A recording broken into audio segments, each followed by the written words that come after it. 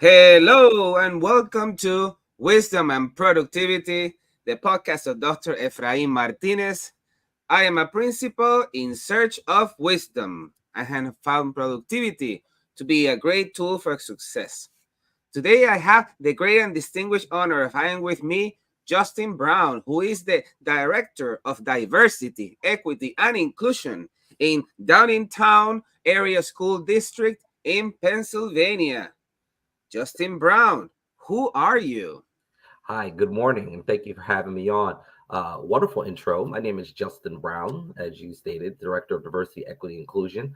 I'm a father, I'm a teacher, I'm an educator, I'm a friend, I'm a brother, I'm a son. I'm someone who's gone through experiences that I've learned from, and I'm trying to use those experiences to build a better tomorrow. Being the change you want to see doesn't really help too much. You got to teach the change that you want to see. And each and every day, I'm trying to be the administrator that I wish that I had when I was in school. So, concepts surrounding empathy, kindness, understanding, forgiveness, grace, learning that it's okay to grow when you were speaking from an uninformed place and being able to bring new information to people. And it's okay to change your mind and be able to support others who may be different from you. So those are that's who I am. Beautiful. I love not only being the change, but you need to teach the change. I Yes. absolutely love that approach. Thank you so much for sharing. So, for the viewers and listeners of the show, can you walk us through your professional trajectory up to this point? Yes. So each person in my family is a K through 12 teacher. So I thought that there was going to be some gloom and doom that I would go and be a K through 12 teacher. So I had vowed that I would never do that. So I went to school to become a psychologist. Um, I found out very quickly that I did not like psychology theory, and I ended up getting a communications degree. I loved being in front of the camera. I loved newspapers. I loved branding and advertising. So I thought that was what I was going to do. The more that I spent time with students and in student leadership while I was in my undergraduate degree at my alma mater, I figured out that I really liked student development theory. So going back to what I said I wasn't going to do, there's a key there, right? So I went and got my master's in student affairs and higher education. And my first job was actually at a university called Westchester University of Pennsylvania. I worked there for 10 years in student affairs. So my job was to help students grow, develop, learn, figure out how they um, figure out their next step as young adults. And I thought I was going to hang out with college students for the entirety of my life. I had been doing training all across the country um, with student affairs staff, colleagues, faculty, employees. So I thought that's what I was going to do for the rest of my life. And then COVID hits, and all the colleges and universities around the country shut down. And I looked around and there wasn't a student in sight. And I said, well, where are the students? And they said, well, the students are still in K through 12. And I went back and did the exact same thing I said I wasn't going to do. And now I work with K through 12 students. And I will probably work with K through 12 students for the rest of my life. I love working with students at that age level. They are really trying to figure out who they are, figure out their identity. What do they like? What makes them them? Trying to incorporate their family values plus their identity and trying to figure out what are their values and what about their origin, their traditions, and who do they want to be in this world. So, having the luxury and privilege to be able to just come alongside them to be cheerleaders and supporters and advisors and say, have you thought about this? And, you could do a career in this, or I've noticed that you've been really talented at this. Has anybody ever told you that you could do this as a career? Or I noticed that you did really well in this. Are you interested in doing this? You should get an internship in this. Just being able to click the light bulb on for some students who may not see themselves as we see them as rock stars. Um, that's my educational background. And throughout that time, um, I've continued to do trainings for individuals on implicit bias, crucial courageous conversations, bystander intervention, true colors. Training was on dignity, belongingness in the classroom. Primarily, that is what my job consists of while in the district, is to be able to come alongside teachers who are amazing, by the way, not only in my district, but teachers across the country, just amazing individuals and just come alongside the already amazing work that they're doing, but to support them in the classroom and figure out how we can help them make those connections that they may be struggling with, or helping principals to create those connections, because our communities are changing. The needs of our communities are changing. The type of students that we have coming in are changing. And how do we make those cultural and competency connections to be able to bridge the gap between our community, our families, and our students? Beautiful. Thank you so much for sharing. I want to try to peel that onion. Tell us what caught your attention of working at a higher in the higher ed education system. So when I went to school, I went to a school called Slippery Rock University. It's a real place. We were a Jeopardy question. And I found when I looked around, I was the only chocolate chip in the milk. I went to a predominantly white campus. And in my community, people are like, you don't have to go there. Go to an HBCU. And I had so many of them around here that I could have attended. Where I live, Cheney University, the first ever HBCU, Lincoln University, the first ever to receive its charter. So there were so many options that I could have chose. 2 hours south, you got Howard. So I got a full scholarship to Slippery Rock. And when I went there, what I found was that most of my interactions with some of the students, my colleagues, my classmates, I was the first ever person of color they ever spoke to, the first ever Black person they saw, the first Black friend that they had, for a lot of individuals, not all of them, but for a lot, because they would tell me, they would say, hey, I didn't know this. Like, thank you for sharing this with me. Or, I've only seen Black people on TV. I mean, this is Pennsylvania, and this is maybe 5 hours in a different direction. And these are experiences that people told me. I came from a high school that wasn't that diverse. I never really had a conversation with someone who was different than me. And through those experiences, birthed a student group that I created called Building Bridges, which essentially was a student-led program that engaged in activities, engaged in icebreakers and role plays and social experiments that really got people to talk about some of these key concepts, because you had even international students who have never integrated or ever spoke to people who were the predominant student at the school. So it gave the students a platform to be able to share background experiences, culture, language, food, music, traditions, dance, and be able to be like, hey, this is me, right?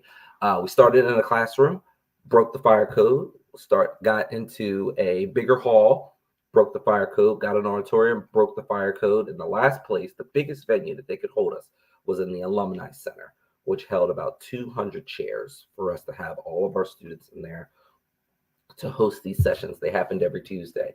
And out of those sessions birthed my company called Diversity Awareness Program, which I had for a very long time, about 15 years. And that's where I was traveling the world. And one day I was in California. The next day I was in Texas. The next day I was in Florida, just doing trainings and having the same format, right? Because nobody wants to be in a place where they feel uncomfortable having a conversation. In fact, research and data shows us that people would engage in these conversations, these hot topic items, but they can recall a time where they did say something, or they asked a question and it didn't land the right way. And people were like, oh, I'm offended, or oh, you're a racist, or oh, you're transphobic. And most people probably aren't, but sometimes that communication style is a little different, so it might land differently. And people will always recall that moment where people made them feel that way. And that's not how I conduct my trainings. That's not how I advise people to conduct trainings. Your trainings have to be soft landing spots for people to be willing to explore and engage and make mistakes. And if they do make mistakes, you don't hold people to that for the rest of their life. In fact, you give people the ability to learn and grow. And you got to show grace, right? People are going to mess up. But normally, if you give grace to people, people will expound grace upon you. So you have to be able to be in that space. And I followed that same format to be able to have these conversations and be able to train people. So I think that having these experiences in my past really gave me the skills and tools to be like, oh, I really like this. I really want to hone this. I want to master this. I want to make this my craft. I want to make this be my legacy. Taking individuals who are normally on either side of any playing field and see where the connections are, see what makes us more alike than different. See if I can get people to not just be to disagree, but not be disagreeable, right? Getting individuals to be able to have a dialogue with each other and say, you know what, I don't 100% agree with you. In fact, I don't agree with you, but I can see where you're coming from. And when I make decisions, I'm going to always reflect back to this conversation and try to align it with what I'm thinking when I'm making decisions. When you have a lot of people that are coming together, it allows you as an educator to not make decisions in a vacuum. So when we make decisions in our district, we always make sure that we tap the exact individuals that it's going to directly connect and directly affect. So if we're making a policy about students, we need to bring students in about policy. If we're going to make a decision that's going to affect the community, we need to bring the community in. If we're going to make a decision that's going to affect teachers and curriculum and how things are going to be played out throughout the school year, we need to shoulder tap teachers. No one wants to have decisions made in a vacuum. And ultimately, Dr. Martinez, if anybody can really think about what this work is really important because students will never remember what you told them, but they will always remember how you feel, how you made them feel. And people don't care how much you know until you know how much they care. As educators, we don't have the liberty to pick and choose which students we want to support and which students we don't want to support. We got to support all students, regardless of how they come to us. We're there to be supporters. We're there to be advisors. And you got to know which hat to wear in any particular situation. You know, I've worn hat of supervisor, advisor, cheerleader, coach, support system, counselor, friend, father figure. You know, you got to know what hat to wear in a particular situation. You don't want to show up to a top hat situation when what you really needed was a fedora. Amen.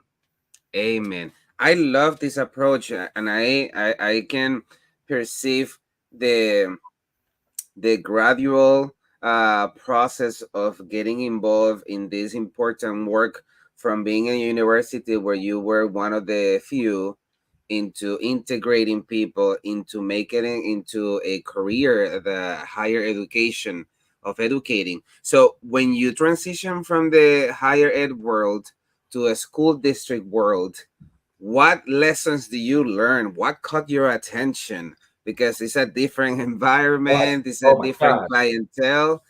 What lessons do you learn? What should we know? Well, I'll tell you about my first silly lesson versus the serious lesson because I also think it's important that as educators we try not to take ourselves so seriously, right? Because students need us to show up as our authentic selves so that we can allow our students to show up as their authentic self. So, Dr. Martinez, I hope this gives you a good laugh. So, everybody in my family is a K 12 educator, as I said, including my wife. So, she is also a teacher. So, working in admin, she often humbles me to see, you know what?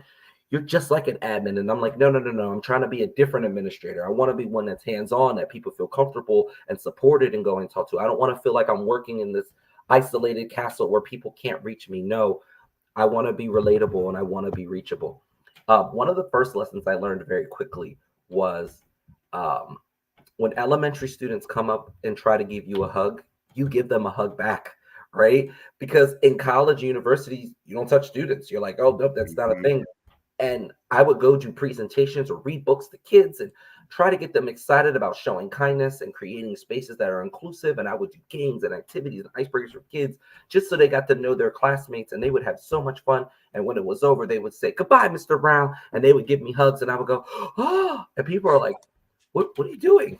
And I was like, I'm not touching the students. They're like, no, no, no. You can give the students a hug. That's fine. And I went home and I talked to my wife, who's a second grade teacher. And she said, yes, you definitely give those babies a hug. She said, do you know that you embracing them with a hug might be the only act of kindness that a student ever receives?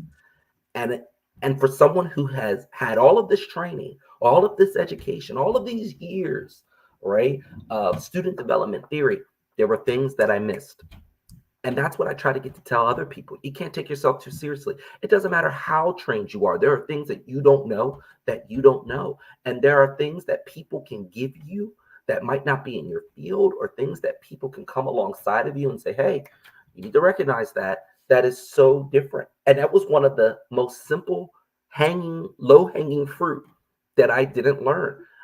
And that even extends, right? So not even just showing that act of kindness. Some of our students are coming to school and you just saying hello to them. That might be the first positive interaction they had that day or that week.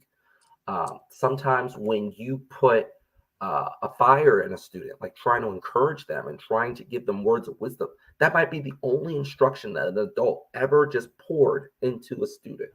Some of our students come to school and the meal they have for lunch is the first meal that they're going to have that day, or might be the only meal that have there that day. I think as educators, we don't understand that student, even though we exist outside of this vacuum of school, so do our students, right? They're not all going home to the same experiences that we do. And there are educators that bring these things home with them, but there are also educators that don't bring this home with them. School is just a job. Sometimes it doesn't translate, right? I met, obviously not my district, but when I did trainings in some districts, I met a math teacher that said, I'm not really doing well in my class. Like my kids really don't like my class. And I said, well, why? He said, well, they're always falling asleep. And I said, well, do you like math? He said, I love math. Entire life. I love it. Everything is so great about math. And I could see he was so passionate about math, but that wasn't translating in the way that he was teaching. And that was a light bulb for him. So I try to create light bulb moments. I love when people create light bulb moments for me. So some of the big lessons that I learned that students really need us to provide them with opportunities, right? I never want to be an educator that says, I feel this way, so you should feel this way. No, no, no, no, no. We got to give our students problem solving skills and development as well as critical thinking. So I'll give you an example. And it's still going on in the country, but I think it's really an important example. So book banning is a huge thing right now. And there are places across the country where people are banning books. Um, there was some talk about people who were really upset with the Ruby Bridges book.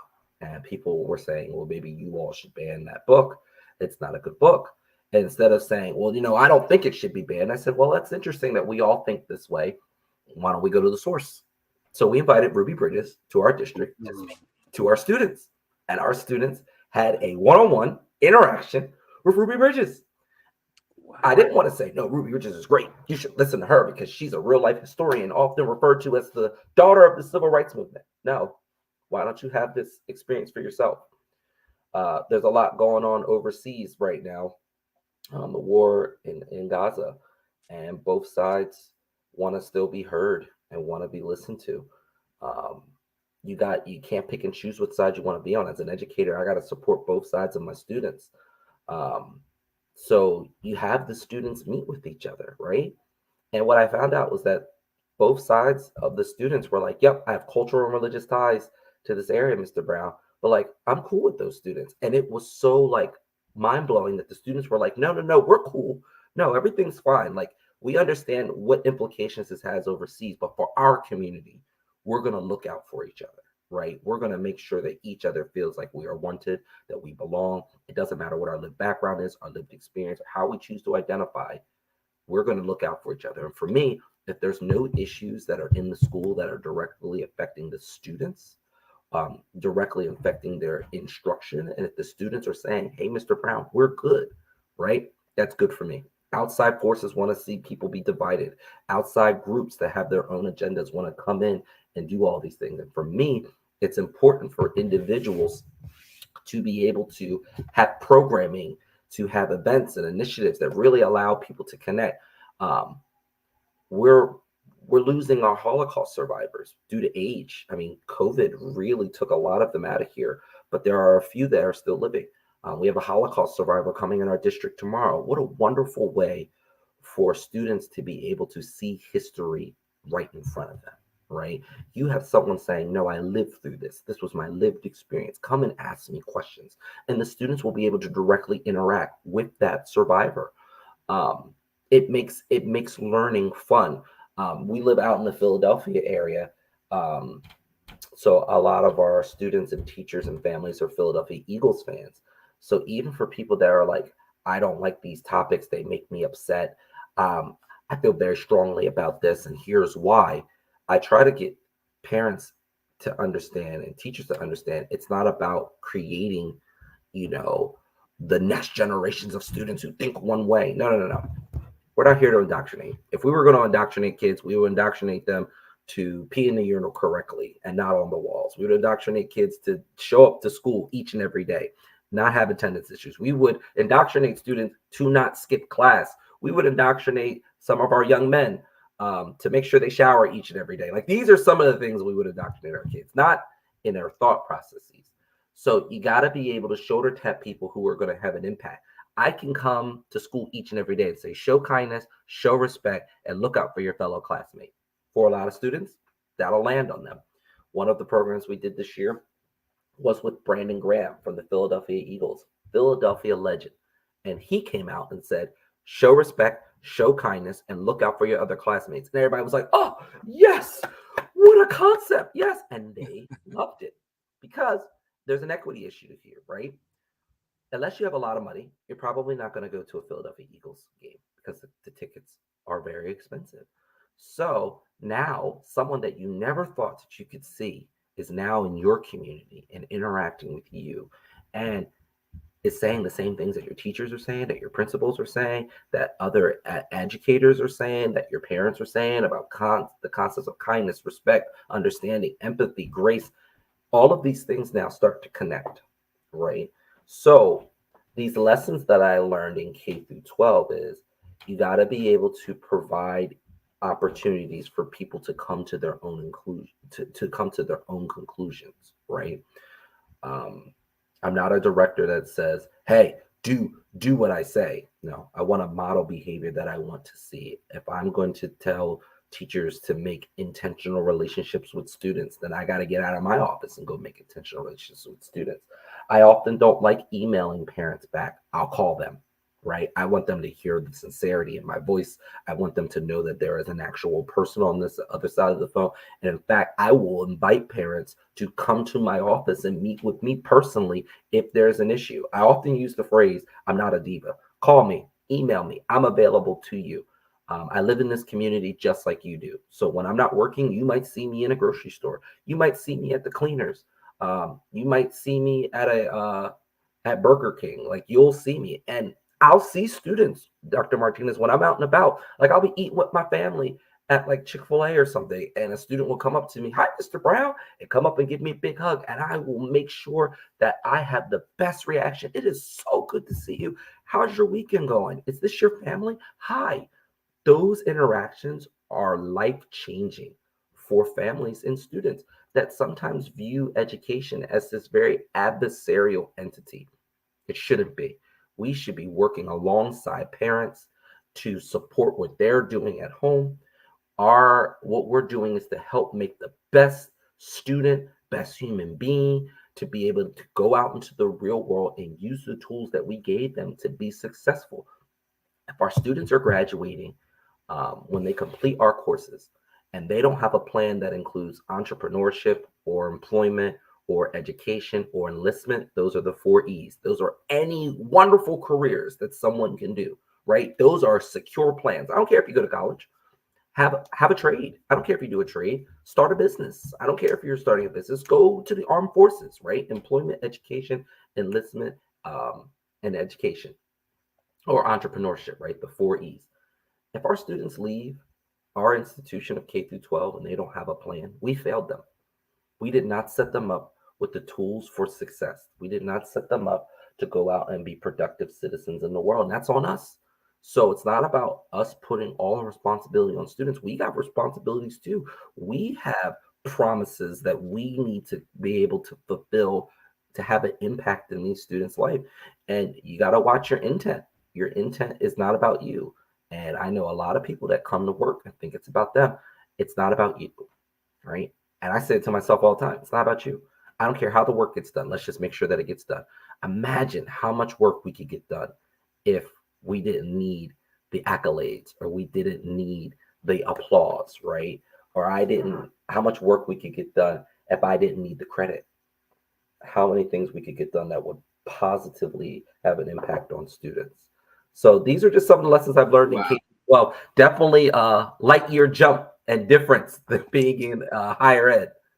Justin, what a masterclass. I think the way you have described diversity, equity, and inclusion is so positive. It's so about teaching kindness, about making people feel that they belong, that they are included, that observing real life examples of what they are learning in books, instead of like hearing all the noise that is uh, putting things that is evil and we should not. One of my favorite quotes, from a person I interviewed in the podcast, was a professor at UIC. Um, David, his name, I cannot forget his last name, but he said, "Since when historical accuracy became a threat?" And Mm, I think that is so important that we know what has happened so we can make our future better.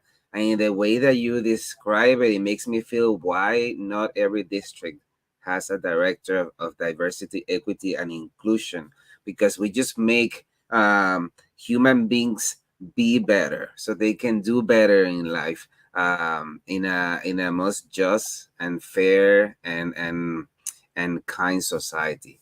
yeah, Justin, thank you so much. I much appreciate your description. It really has opened my eyes on that emphasis on the eye of inclusion. And yeah. usually people just stop in the first one.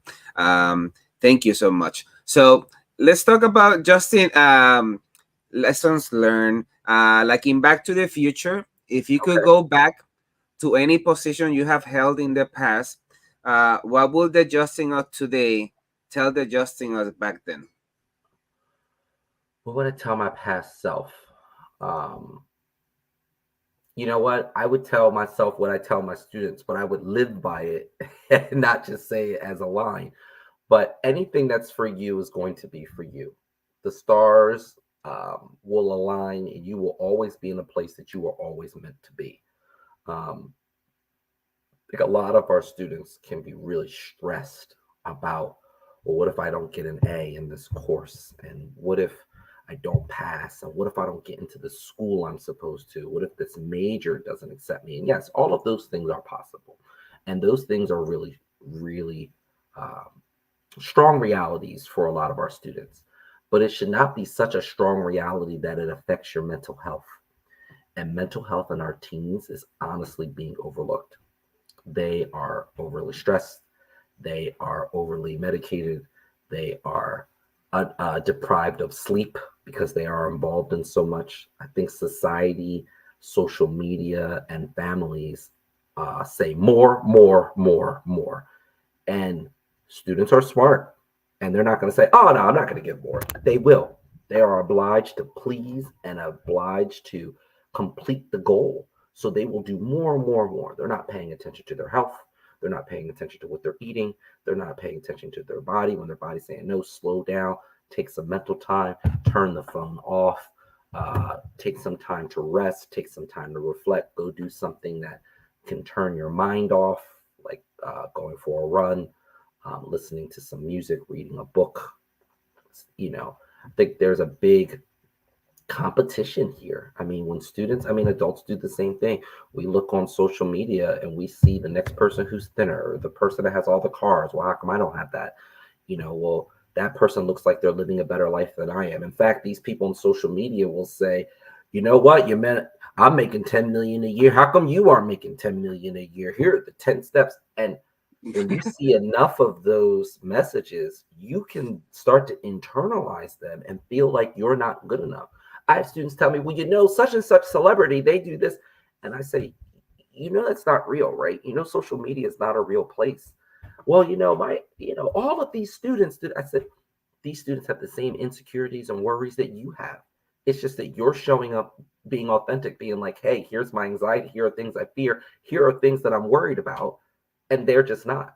That's the only difference. You don't know what your colleague is going through, but oftentimes we compare ourselves, right? And then based on our comparison is how we make our self worth, right? It's called self esteem for a reason. And we don't spend enough time building students' self esteem. We don't. So if you were saying, what would I tell myself? I would tell myself those same exact things that, people are going to do this work very differently than you. I've seen people do this work and are completely like, nope, you need to look out for systemic issues that are happening and are very rough with people. And that's not really a way to connect with people. If I was to tell you how this work really should be rolled out, the most fundamental aspect of doing this work, like if this work was built on one system of framework, it's making intentional relationships. If I'm looking at you from across the room, do I care about your dignity? Do I care about your integrity? Do I care if you're a human being? And one thing is, Dr. Martinez, that's a skill that can't be taught. You either care about people or you don't care about people. I don't care all the training that I've done in my life for people. I mean, I've sold thousands of seats over my 15 years of people doing trainings with me. I can't I can't train you to be empathetic. I can't train you to care about your fellow man. It's a choice. Either you do or you don't. People roll these concepts out differently. And I can't sit there and be like, well, maybe I should be harder here. Or maybe I should be softer here. I have to do what's best for my community. And I can only know what's best for my community if I'm directly engaged with them, whether I'm talking to parents, if I'm showing up. That show up aspect is so important. I don't just do work in DEI. Students invite me to dodgeball games, to plays, to concerts, to football scrimmages, to their personal clubs and orgs. I don't care what it is. I just want to be in the space. I just want to show up. I want to be an administrator that I wish that I had when I was in school. There are kids graduating knowing that I was an administrator in the school, and people are like, how do you know these students? Administrators are not student-facing positions. They're not. Our work directly impacts students, but a lot of times when you talk to administrators, they don't know any student's name. And I love being in the community and knowing students by first name, knowing their families, knowing, when we go to graduation in 2 weeks, that when these students are walking across the stage, a lot of them, I know who they are personally. So that's what I would say. I would go back in time and tell yourself that it's going to be okay. You're going to align. You don't have to compare with anybody. Be uniquely yourself. Allow people to take time to reflect on their self-worth, their mental health, and really try to understand that there are some things that are out of your control, right? Like I said, I can't teach people empathy. I also can't look at who I am based on how someone else feels about me, right? That's a reflection of them. It's not a reflection of me. There is no amount of kindness, understanding, kind gestures, or positive affirmations that you can give somebody that is going to change their mind about you, who have already made up in their mind that they're not going to like you. It's okay. Continue to move forward. Beautiful. Great lesson. Thank you, Jason. I'm sorry, Justin. No, you're Justin, good. let's talk about books. Okay. As you know, reading is a luxury. Yes. If you will have to gift two of the most important books for you, for a loved one fiction and one nonfiction, which books will those be and why? Oh man. Um, Man, that's hard. That's a Is it? really hard question. Um, and it hits home because our country is going through a literacy crisis. I don't know if people are paying attention. They are just moving students along. Um, and our students, a lot of them are graduating and don't know how to read. Not in our district. Oh, I hope not in our district, but I mean, I don't have any data that supports that that's happening. But across the country, there's data that's showing that people are there. We have students 6th to 8th grade, and they are reading on a kindergarten level. So reading is certainly fundamental. Um, the autobiography of Frederick Douglass is a must. Is a must. Um, and it's a must because his legacy is so important to what we are doing today, especially for me. So I identify as a Black man. That's who I am. Surprise. There are people who are like, oh, I don't see you as a Black man. I just, I don't I see don't see color. color. I don't see color. And I laugh and I say, I will never drive in a car with you. And they're like, why? And I was like, because what would you do when you come to a traffic stop? Like, of course you see color. I'm okay that you see me as a Black man. I show up with Black male experiences. That's why diversity is so rich. Not everything about my work is about being a Black man, though, right? It's only a piece of my story. I often tell people, like the movie Shrek, I'm like an onion. I've got layers. All right, that's my intersectionality. Um, but his book often reminds me that about 100 years ago, the things that I'm doing right now were never possible. It wasn't impossible to have Black educators. In fact, it wasn't even possible for me to be in that same school. In fact, it wasn't even possible for me. And, I told you I went to a whole bunch of universities. I'm wearing a university right now, Bucknell University. All my wardrobe was all universities that gave me swag for coming to do training. Um, but I couldn't even go to the same universities, right? I opened up the show saying that I went to a predominantly white school, but I could have had a choice to go to an HBCU. The fact and the privilege of choice, right? When I was in school, I had a choice of where I went. It wasn't like the only option, right?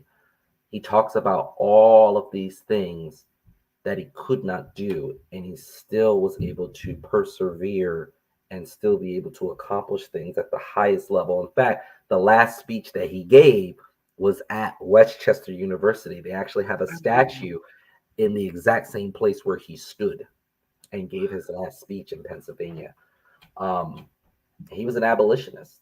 There's no need for abolitionists today, but there's definitely a need for educators. There's definitely a need for people who are teaching about equality and equity. There's definitely a need for people to teach about belongingness and caring and kindness and understanding and cultural competencies and culturally sustaining education and culturally responsive work. I mean, what Frederick Douglass went through to where we are now are leaps and bounds difference of each other. But it is a good reminder that we often show up in spaces where people don't necessarily want us, but our voice is so important. I wholeheartedly know that there are spaces that I show up in where they want a Black face, but not a Black voice. But I got to be able to bring all aspects of myself into the conversation, whether right or wrong. I never profess to be right about every single thing. I just want to give you an insight and glimpse so that you can't look back and say, well, no one ever told me, or I don't know anybody who has this viewpoint. All right. I don't know why this happened. And a lot of times people don't want to admit that they're speaking from a place previously where they were uninformed, right? It's okay to make mistakes. It's okay to change your mind. It's okay to say, you know what? I was speaking from an uninformed place last time, and I've learned a little bit, and I've kind of changed what I thought about it. And thank you for helping me with that. Thank you for showing me something that I didn't know. It's iron sharpens iron; it just makes us better. A book that um, is fictional. I don't know. A book that's fictional. I don't know. I don't think my favorite book has been written yet. Right? There's a lot of fictional books that are out there. I've written a few books myself. My wife and I actually wrote a few children's books based on our daughter because she was saying, none of these kids look like me in my book. So maybe my book with my daughter is probably my favorite fictional book, only because our daughter helped us write these. And we were able to do them as a family, so we have a full series. So maybe I would say that was my favorite fictional. Tell us about your book. What should we know? What Yeah, happened? so my daughter's name is August. Very inquisitive child. When she was younger, she's now 9. So she's like in that preteen phase. So you're like, oh gosh, here it comes. But when she was little, she would say read books to me. So we would read the common books that people read: One Fish, Two Fish, Red Fish, Blue Fish. We would read If You Give a Mouse a Cookie. All of those staple books that you read to kids. She would look at the characters and say, "Oh, those characters don't look like me." And again, this was what 8 years ago. You can find multicultural books everywhere now, but when she was a child, you couldn't. And think about that, like a 10-year leap, how quickly the landscape has changed for books. So my wife is an elementary school teacher. She said, "Oh, you wrote so many books. Have you ever thought about doing a children's book?" And I was like, "No." And she was like, "I would love to write a children's book." So we found an author, an amazing author, amazing illustrator who took pictures of our family and said, "I can totally make a book about your family." And so we wrote the words and we looked at some of the panels, and she said, "This is a great story. I'm going to try to illustrate this for you." And we started making books based on this little girl that looked just like my daughter, and the misadventures that she would have. But then, one of the books we were like, well, we really want them to learn about some core concepts. So when I go to talk about diversity, I talk about, September Rose learns how to be kind. What do you mean learn how to be kind? Either you're kind or you're not kind. You'd be surprised at the amount of people who actually have to be taught the practical applications of kindness, right? You say hi when you see people. You acknowledge people. If you see someone that's sitting by themselves, you ask them to join. You say, excuse me. You say, thank you. When someone does a good job, even if you lose, you show good sportsmanship. If it's someone that's in those space and you don't know enough about them, you can say, hey, can you tell me a little bit more about that? I'm uninformed about that. I would love to learn about that. These concepts are hard for adults. Like adults are sometimes have a hard time showing kindness. I just think everybody's just so angry at each other. I feel like Yes. just shut the world down for 2 days. Let everybody take a recess, right? Recess usually ends in K through 12 around 5th or 6th grade. I think some adults need a recess, right? Just take a recess. Go out. Don't worry about what side of the aisle you're on. Don't worry about what bills you have to pay. Don't worry about all these things. And that's a luxury for me to say that. Some people, and a privilege, some people don't have the ability to take a recess. But if we had the ability to just shut the world down, take a recess, everybody just take 2 seconds. Let's regroup. Let's rethink. Let's take a step back. Let's reflect and to figure out how we're going to work together, because the world's not changing, right? We have to do that. I said be the change. I said teach the change instead of be the change, because I don't think being the change works. And I know that because I'm an aggressive driver, right? If I come to a four-way and I get there first, right? There are times that I allow people who I know did not get there before me to go. And I'll go like this. And what's the kind thing to do if someone lets you go? You wave, say thanks. There are people that don't wave. Mm-hmm. My kindness did not change who that person was. But if I teach somebody, hey, someone, if you know you or you weren't sure about getting in the four-way and someone lets you go, or they're going like this and they're being kind, go ahead and take it. Don't be like, oh, no, you take it. Go ahead and take it. Give them a wave. Tell them thank you and keep with it, right? A lot of concepts, not even just about the road, how we interact with each other in our neighborhoods, on our jobs, in public spaces, at venues, at sporting events. All of these things could be more positive. Or we just taught people, hey, listen, here's how we conduct ourselves so we have a better, positive society. Um, and it's funny. I'll give you one example about this. It's really funny how kids pick up things, right? So I told you, Philadelphia area. I took my family to a Flyers game. We don't do hockey. We're not hockey fans, but we had the ability to go to a Flyers game.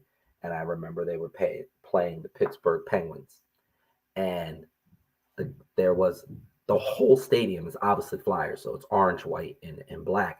And I remember there was a Pittsburgh Penguins fan right in front of us, and I started talking to him. I was like, "Hey, what's up, man? Like, are you from Pittsburgh?" Like, I'm just talking to him, and I wholeheartedly remember my daughter saying to my wife, "Why is Dad talking to that Penguins fan?" Right?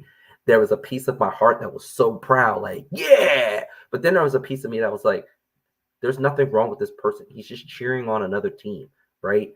He likes hockey just like we like hockey. He came to enjoy this team just like he enjoyed this team. And my wife and I had a laugh because I do that if I'm watching football. I do that to Cowboys fans. And, how do children, how do they pick up on these small things that we do? Even though it's silly and it's in good sportsmanship and kind of fun, maybe some of those concepts really do take people to another place where it no longer becomes good sportsmanship and fun, but it becomes how they really feel. Those people are different than us, so we treat them different. We don't speak to those people. We don't integrate with those people. We don't allow those people in our schools. We don't want those people in our neighborhood. We don't want those people on the job. We don't want to connect with those people. And I had to have that conversation. Hey, listen, like, it's all good and fun.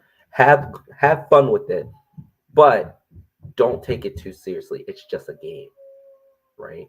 Some of these things aren't just games; they're real life for some people. So, Amen. Thank you so much. There's so much there. I think when I think about Frederick Douglass, in many ways he was the first director of DEI to Abraham Lincoln when he was thinking because we think about Lincoln, about, oh, he just abolished slavery, right? But Yeah, I tell my children, well, but he didn't really think they should have equal rights, even though he wanted them. And Frederick Douglass was that figure informing Abraham Lincoln in the opportunities that he had, and how that legacy has continued, right, yeah, through all the hmm, important figures, Martin Luther King, Reverend Jackson, and now people like Justin Brown working in districts, yeah, informing and advising on how to do this important work that continues being important, because there's still impediments to have a complete society that is free of poverty, that is yeah, free of lack of opportunities, etc. yeah, And what a beautiful thing that you and your wife did for your daughter, of writing a book, uh, where not only she will feel included, but she is the main author. And what a great lesson that in life, often the story is the one that you want to write, right. right? Either you write it or somebody else is going to write it for you. That's quoting Brené Brown. What a Oh, beautiful love story. Brene Brown. Yeah. Beautiful. Thank you, Justin. I appreciate it. Let's take a quick pause to celebrate the Teach Better community. This podcast is a proud member of the Teach Better Podcast Network. Better today, better tomorrow, and the podcast to get you there. Explore more podcasts at www.teachbetterpodcastnetwork.com. Now let's get back to the episode. So, Justin, who is or who are your biggest influences? My biggest influences. Um, I don't have anybody who's super big. However, I do love Brene Brown. Oh my gosh. All of her concepts of connection, intentional relationships. I mean, everything that I learned about the processes of empathy, I learned from her. I've never been able to meet her. She's often very busy. She's usually on sabbatical doing some type of research, as she should. But she has great, I mean, the concepts that she teaches are DEI related, even though she's not saying DEI. Like, there are people that are saying, I hate DEI, but all the concepts about DEI are the exact same things you're saying. What student doesn't want to belong? What student doesn't want to feel safe? What student doesn't want to feel included? What student doesn't want to experience kindness and understanding and respect? Right? Um, I would say my biggest influences are probably individuals in my family, because they all have very strong gifts that I've learned to be better from. My wife has been a K through 12 educator for about 11 years, and I've learned so much from her. We try not to talk shop at home, but it's hard because she gives me a really good reflection of what I could be versus what is actually there. And I learned things about administrators that I'm like, I don't want to be that. So I'm actively going against the grain to not be those things. Um, and giving me an inside look at how teachers may feel about things. So before we make decisions, we got to make sure we're shoulder tapping our teachers. They are irreplaceable. Those teachers and medical professionals right now are on front lines dealing with things they never thought they would have thought of. We're going through a teacher shortage in the entire country. There's a lot going on. We need teachers. We need teachers more than anybody. And more importantly, we got to build pipelines to allow our students to think of teaching as a profession, right? Because they're also seeing how their teachers are treated. And they're like, I don't want to go into that position, the profession, to be paid less and to get the type of ridicule they do. No, not for me. So we got to do better there. Um, I would say my father, my mother, all K through 12 teachers, right? It seems like there's a pattern here, of just who influences me and where I get my influences from. Um, a man of faith, so I get my influences from God, particularly Jesus Christ. So I think that he hung out with people that didn't like him either. So for me, just trying to be the best person I can be and show up and just be relatable each and every day. I mean, those influences. I mean, I think the students influence us too. Um, we don't want to let them down. I never want them to look at Mr. Brown and say, Mr. Brown hurt my feelings, or Mr. Brown, you really let me down this day. I always, as Mr. Brown, want to deliver, right? Whether that's deliver on an experience, deliver on a program, an initiative, an event, a celebration, physically showing up, being there as positive support. Um, Students definitely shape how I think and how I show up, and definitely influence me. So I think those will be all of those answers. Beautiful. Thank you so much for sharing. I appreciate that. Let's talk about imposter syndrome. Yeah. I'm sure at some point, you and everybody else has felt like, "Oh, I'm not sure if I'm good enough, or I'm not sure if I can do this, or why." How do you address that issue? Yeah. As confident as I sound, I definitely go through imposter syndrome, particularly when this job first started. So this is my fourth year as a director of diversity, equity, inclusion.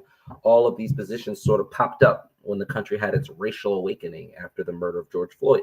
So a lot of people were put in these positions, even though they had training, they didn't know how they were going to carry out the work. I think how you carry out the work is more important than what you were trained in, right? And Mhm. mine is experiential learning. I don't want you to be kind because I told you to be kind. I want you to be kind because you went and explored what kindness truly can bring and how it can connect us. I don't want you to be empathetic because I told you to be empathetic. I want you to go test out empathy and see if people are empathetic to you if you were showing empathy to others. Um, we were having meetings that were very public, as most school districts do, and people weren't too happy. And let me tell you, people did not give me a very kind welcoming. And it hurt. It hurt the way that people were talking to me. It hurt the type of emails I got, voicemails that were left for me. At one point, I had to be escorted to my car a few times by security after certain, board meetings. So that was kind of hurtful. And I felt imposter syndrome, like, well, maybe this isn't what I'm supposed to be doing, and maybe this is different. But you got to have strong convictions, which I did, and you got to stand 10 toes down. And what people say about you who don't know you is not a direct reflection of you; it's a direct reflection of them, right?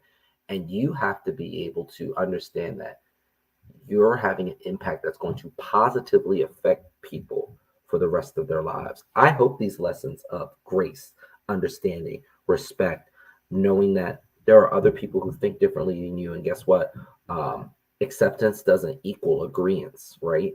I have friends who are Cowboys fans.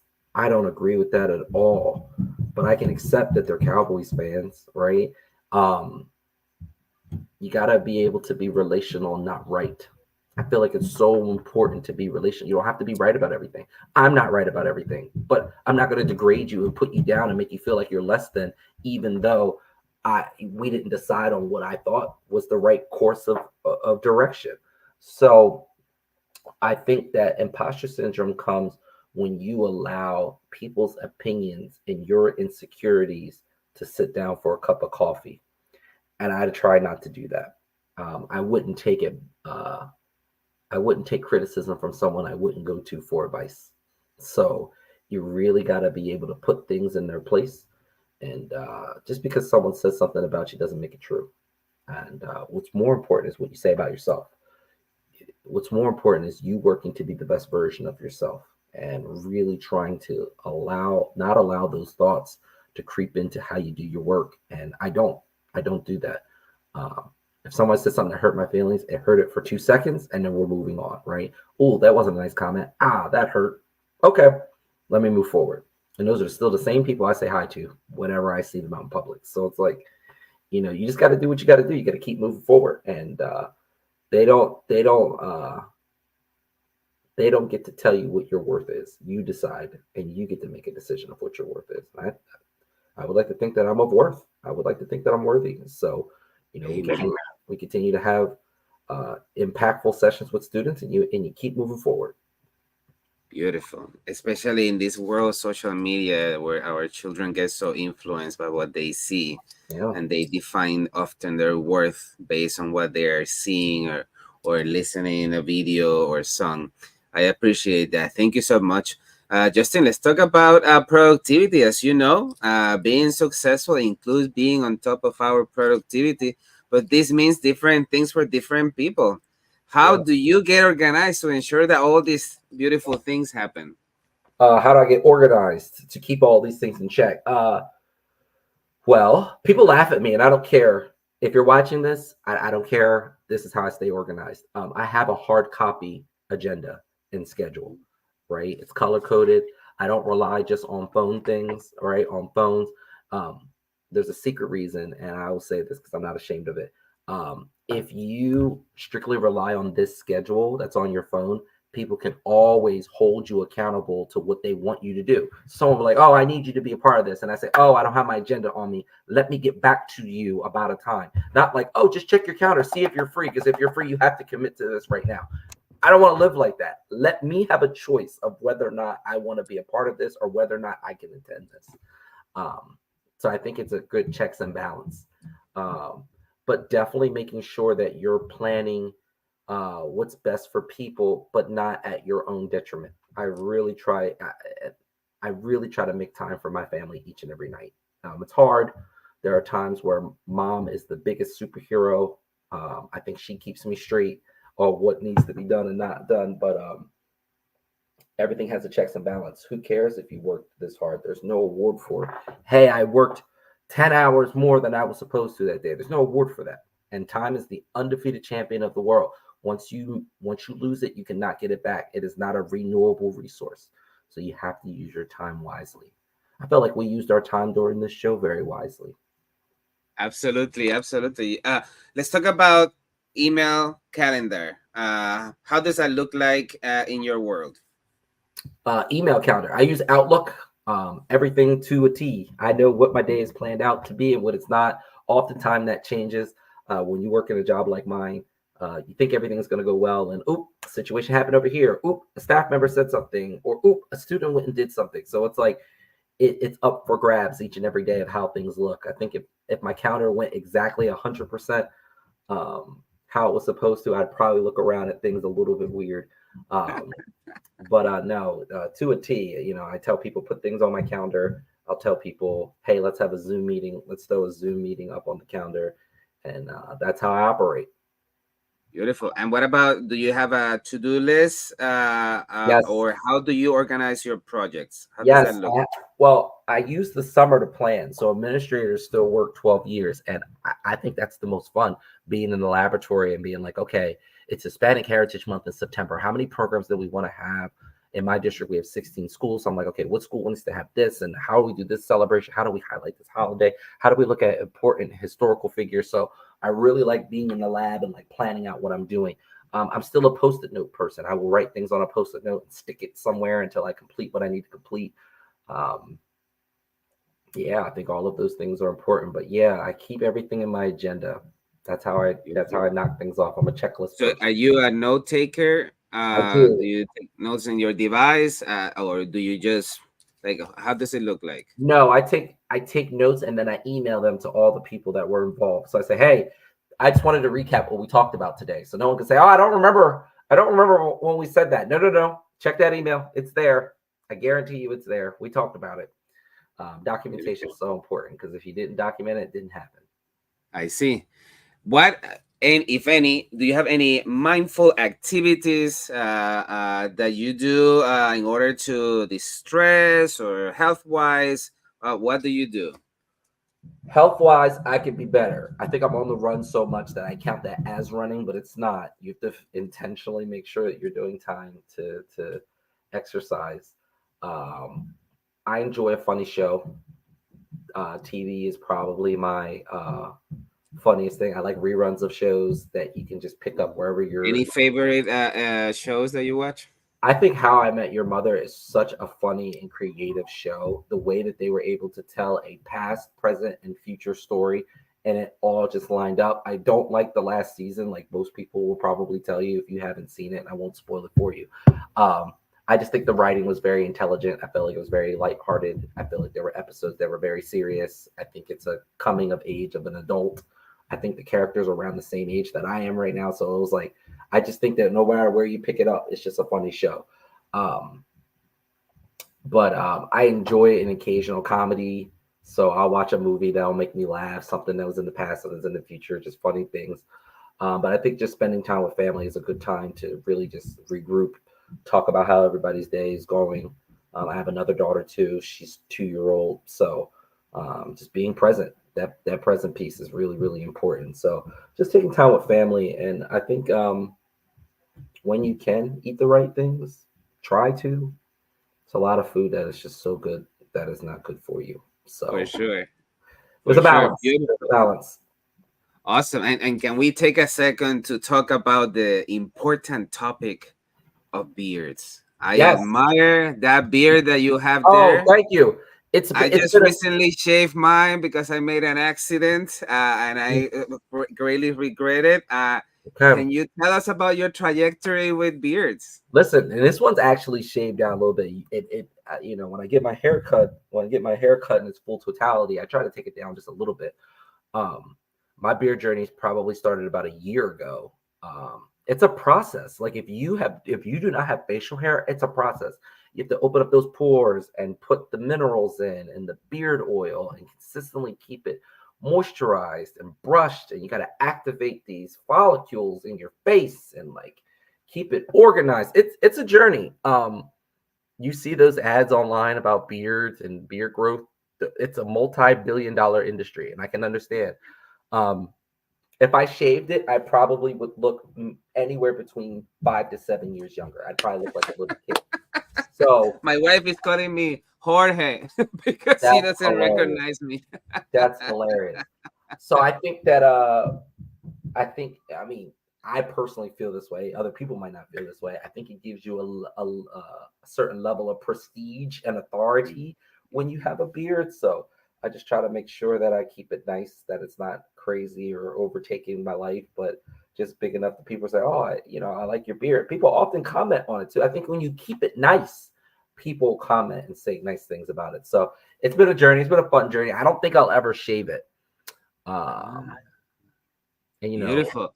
Yeah, it's not super brushy. I mean, we're doing this. If you're watching this, we're doing this early in the morning, so I still got a little bit of maintenance to do on it before I start my day. But there's like a secret language when you enter into a place and you see a bearded person, and they see you, and you are like kind of like a secret code. Like, yeah, you're in the club. That's amazing. I really admire when you see someone with a very well kept beard, how important is the dedication that it takes to get to that place. Absolutely. Beautiful. Justin, this has been such a great conversation. Any last thoughts for the listeners and viewers of the show? You're good enough. I think people are consistently trying to get to the next step, to be the next person, to get the next title, to get to the next goal. Where you are in this current moment, you are enough, and that's good. You are great just the way you are. Wherever you are, you're supposed to be there at this given moment, at this given time. You are not here by accident. Take care of your mental health, take care of your body, take care of people that care about you, take care of yourself. I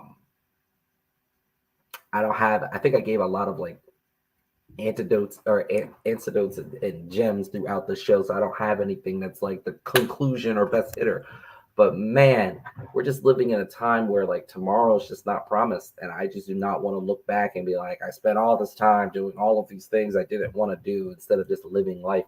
Go live life. Like life is happening now. It's not happening when you get the next job or the next raise or the next title or the next whatever. Your life is happening now. Take advantage of life right now in front of you. It's beautiful. It's a beautiful thing. And if life is not beautiful, you just got to change where you're sitting, right? If you don't like the way it looks here, change your seat. That way you're looking at life here. Change your seat so you're looking at life over here. It can be beautiful. Life can be whatever you want to make it. And a lot of people are going through a lot of hard things, and I don't take away from those hardships that people have. Some people don't have the ability to say it's a beautiful day or say I can make it better. Some people can't. But you got to make the best out of whatever it is that you have. Beautiful. There you go, Justin Brown. Such a pleasure and a luxury. Justin, have a great weekend. Hey, thank you. Thank you for listening to Wisdom and Productivity, the podcast of Dr. Efraín Martinez. Chulo. And I love that production. Chulo out.